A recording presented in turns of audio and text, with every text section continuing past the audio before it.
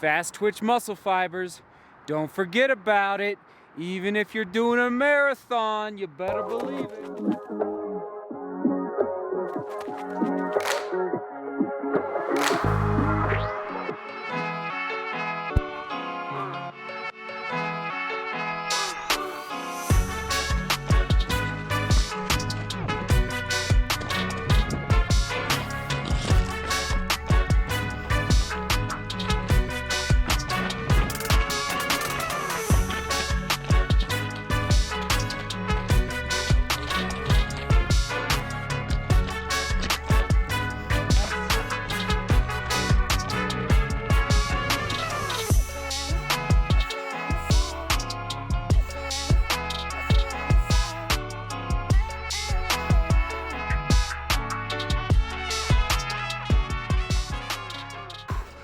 Whoo! Let's go refuel. There it is, there it is. Come on now, a little espresso and a peanut butter stuffed pretzels. Don't mind if I do a little recovery after a 14-mile, 4,700 feet of vertical gain test in the Saucony Endorphin Speed Trail. Okay, so took it on some varied surfaces. Oh, by the way, first impression, not my full review. I'm not gonna, all right, I'll just tell you now, I'm not gonna write it off that we're not gonna take it to 50 miles. I'm not guaranteeing that we will. If I do take it to 50 miles, it just might take a little while. So, first impression for the Saucony Endorphin Speed Trail. And, oh yeah, the varied surfaces that I ran on today. So, I wanted to test different types of trail. Started off on the dirt road, okay. That dirt road actually gets pretty intense toward the middle of the middle section, and then transitioning to a fairly buffed out trail, and eventually to some very rocky trails at the top of the mountain. By the way, those are Gray's and Torrey's Peak, okay, up there in the Rocky Mountains of Colorado. Okay, let's dive in. Let's do the twist test. It is a neutral trail shoe. It's twisting, but I'm forcing it, okay, so it's not loosey-goosey through that twist test at all. 4mm drop from heel to toe, 36.5 in the heel, 32.5 in the forefoot for a higher stack height for a trail shoe. We will come back to that in a minute. Women's size 8, men's size 9 on your screen. Soak it in. Let's confirm in my size, 10.1 ounces. Any trail shoe over 10 ounces in my size is just a smidge heavy, which is why the score is at 6.75 out of 10. Moving on to the upper, it's a durable sock-like fit upper with some overlays, and you saw me running through some water, and I wanted to do that on the test run just to make sure, just to see how it did with keeping the water out of the toe box especially, and it did great, okay? Just so you know, this overlay here on the toe box, fairly strong heel counter, and I gotta say the lockdown, okay, the lockdown was solid, but I do need to do some more testing. Yeah, the heel pocket, and again, okay, I'm always saying, well, I try to remind you that it takes time to dial in your lacing for every single shoe that you run in. I usually say it takes at least 3 times before I feel confident that I'm really figuring out the right lacing for each individual running shoe, okay? So today, it was a fine lace up, but I will keep testing that. As the summer progresses here, it is one piece of material for the tongue on top of the foot. It's not a separated tongue, and so there's my overall score for the upper as well, okay? Overall, I'm pleased. I gotta say, I think they are going for high build quality in this shoe, which is why the weight is I can sense is just a little bit higher because they didn't cut any corners with respect to the build quality. Onto that midsole, Power Run PB midsole. It's a Pebax polymer-based foam. It's these compressed beads of Pebax foam, which creates this lattice structure through that midsole. And yeah, it is fascinating. And actually, let's do it. Come on, durometer. Yeah, that's what I was sensing out there, okay? So it's giving, but it's a pretty, man, it's kind of back to that stout, durable build quality feel like I'm pushing, but it's not giving much as I'm sticking my thumbs into it there.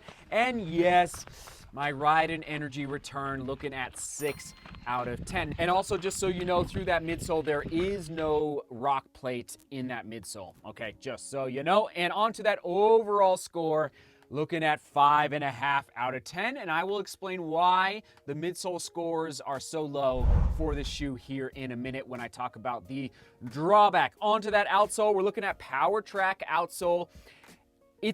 You know what? It's the Salomon Speedcross 5 midsole with respect to the lug depth, the lug pattern, and the feel of the rubber.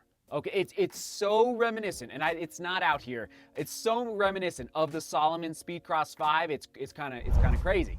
I don't know if they were looking at a Speedcross 5 when they were building this outsole, but I'm telling you, it's very. So if you like the Speedcross 5 grip and outsole pattern, boom, this is the shoe for you. I will say, on wet rocks, it was not gripping incredibly well. All right, it was kind of slick on those wetter surfaces. And I will let you know how I will use this shoe here in a minute. So okay, so outsole 8 out of 10 because it's gonna grip in certain situations, which I will explain here in a minute. Fit, true to size, standard fit score, okay, 7.5 out of 10. Comfort, 6 out of 10. So the reason it's a little bit lower on the comfort score, it was a little firm through the ride thus far, all right? And again, I'm not at 50 miles yet. I'll keep testing, but that's why the score dropped a little bit for the overall comfort of the shoe. Positives and drawback. Positive is the build quality of the outsole, 100%. Now, here we go. Drawback. And this connects to the midsole. I felt unstable. I think the stack height is a little too high, and maybe it's a little too high given how not basically narrow the landing. It just felt unstable at times, and so that's why the midsole score is pretty low. I think that they kind of overdid the midsole stack height, especially for trail running, and especially given that it's coupled with this type of lug pattern that's fairly aggressive, and you would use this lug pattern more for aggressive trails. And on aggressive trails that have roots and loose rock and what I was running on the top of the mountain, you don't want to feel unstable and you don't want to feel like you're going to roll an ankle at any point. So how will I use this shoe? Who is the best for? Let's dive into that right now. Is that I would say this is more for muddy conditions, especially on the East Coast, okay? You know, like somewhere where there's, at least that's where when I think of mud, I think of certain spots on the East Coast. There's mud all over the place, but it just felt unstable on the aggressive trails. Just so you know, who is the best for it? Like I just said, somewhere where there's a little more mud and not so much loose rock type of feel. All right, there it is. Okay, moving on to the durability prediction. It's gonna go forever, 700 plus miles. So if you only wanna buy one trail shoe for a long time, I do think this would be a great option for you. There's the score for the durability prediction. Now, price point. And this came up in a live stream last week. Seth, why do you include the price point in your scoring system? Because that does not directly impact the performance of the shoe. And my first answer to this person was, sorry, I don't remember your name, was because it's the barrier, it's the entry point for all of us to get shoes on our feet, the price point. If you can't afford the shoe, you can't get it on your feet. So it's that gated wall around the shoe, around the running shoe company. But secondly, I was thinking recently on a run, is the other reason I include the price point in the scoring system is to put the power to you, the consumer, because without that accountability to these big companies with their price points, we can't hold them accountable, and the power is there's less power for you, the runner, you, the consumer of these shoes in the scoring system. So that's why I include it, is because it's that barrier point. Okay, moving on, here we go. Oh yeah, so there's the $160 for this shoe. Oh, that's too much. I'm thinking this is a 140 shoe, so my score is pretty low for the price point. 4.5, I believe I gave it, and I'm just not too happy. I think, now, build quality is high, but I just, unless it's a racing shoe, On the trails, I think 160 is just too high. I'd like to see this in really the 130 to 140 range. Saucony, huh? That's where I'm at. Other shoes to buy on your screen, of course, the Salomon Speedcross 5. The La Sportiva Akira is, I believe, how you pronounce it.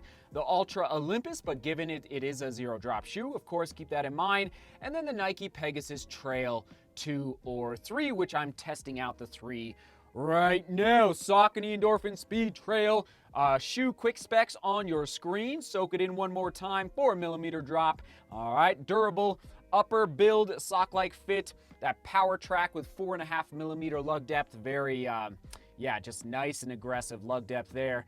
All right, now, early score, not my full review, 6.83 out of 10, okay? So I think when you get that endorphin speed into a running shoe branding, you get people really excited, and at this point, I don't think it quite landed. I don't think it hit.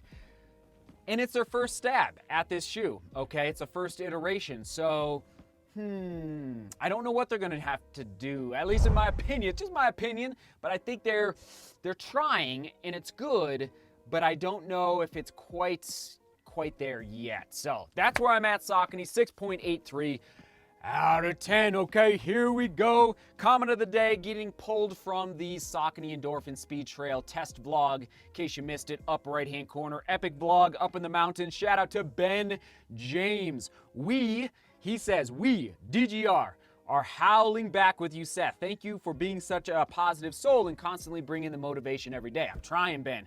You're motivating me, and hopefully I'm motivating you a little bit, Ben. I can personally say I have turned that doorknob many times when I didn't feel like it because of you, and you have truly changed my life. Ben, you gotta stop, man. You're making me cry, you know, and it's like, whoo. You are a bright light in a sometimes dark world. Keep grinding. No, I don't know why I chose this. It's too much praise, Ben. He says, keep grinding and maybe I'll see you on top of the mountain one day. Oh, he puts there at the end. Ben, you're too kind. I mean, if you had I know that if many of you had cameras and a YouTube channel, you would be inspiring hundreds, if not thousands of people as well. So thank you, Ben, for the kind words. Okay, here we go. This is my history nerd coming out of me in the question of the day. I love this one, actually.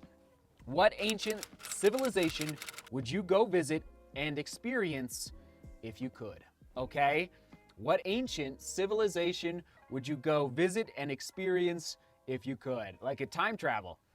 Oh, this is a fun one. This is my history nerd. I mean, I studied the Romans, of course, and I've always been intrigued by the Roman Empire. Oh, there's so many good ones. Anyway, so that's a question of the day. Thanks for being here. Thanks for watching. Saucony Endorphin Speed Trail. I'm not giving up on it. I'm telling you, I'm not giving up on it. I'm just struggling just a little bit. We will toss it to the test vlog where I take it out. All right, epic mountain vlog right there. If you need a little like Ben was talking about to get out the door today, go watch right there. All right, see beauty. Work hard and love each other. See you tomorrow.